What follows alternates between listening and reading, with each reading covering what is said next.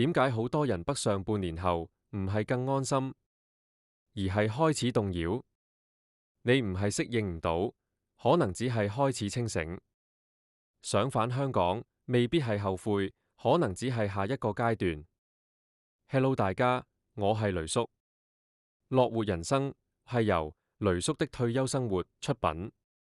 呢個系列唔止講退休，仲傾下人生後半場嘅健康、清醒同智慧。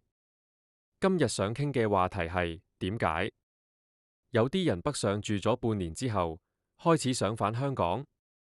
如果你問我北上生活最關鍵嘅分水嶺係幾耐，我會話大概半年。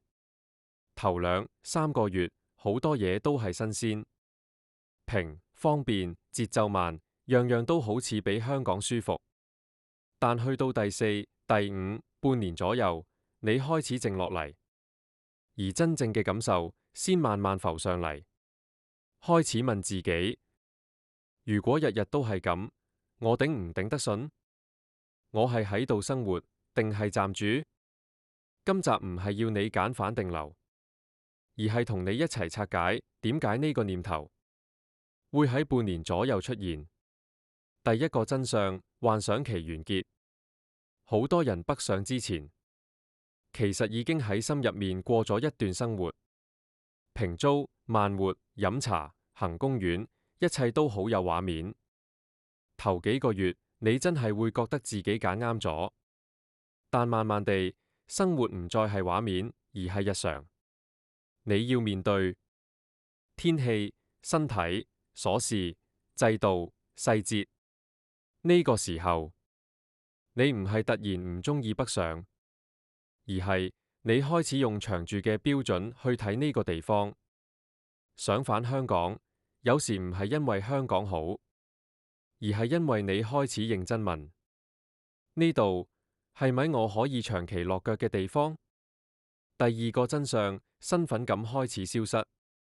好多人以為退休之後身份感唔再重要，但實際係相反。以前喺香港，你唔使講，人哋都知你係邊個。北上之後，冇人識你過去做過乜，你嘅存在感要重新建立。呢個落差，初時你未必察覺，但半年左右會慢慢浮現。你唔係唔習慣生活，而係唔習慣冇人需要你原本嘅角色。呢種感覺，好多人會錯誤理解成唔適應，但其實只係人生轉段期必經嘅心理調整。第三個真相，比較開始出現。住落之後，你會識人、入群、聽故事。有人話自己好成功，有人話自己好享受。你會一邊聽，一邊開始比較。